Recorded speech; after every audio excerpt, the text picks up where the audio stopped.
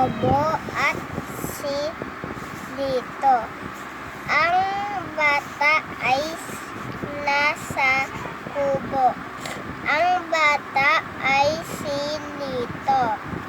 Si Lito ay may aso. Ang aso ay si Lobo.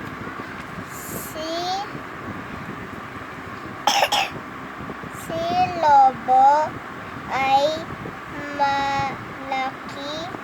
Si Lobo ay mabuti. Si Lobo ay sama ng sama kay Lito. Si Lito ay mabuti kay Lobo.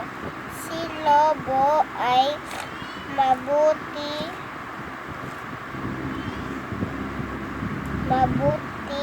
kay Lito.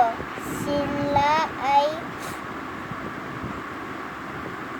kilala ko at kilala nila ako. Sino ang nasa kubo? Lito. Sino ang aso? Lobo. Sino ang bata? Si Lito.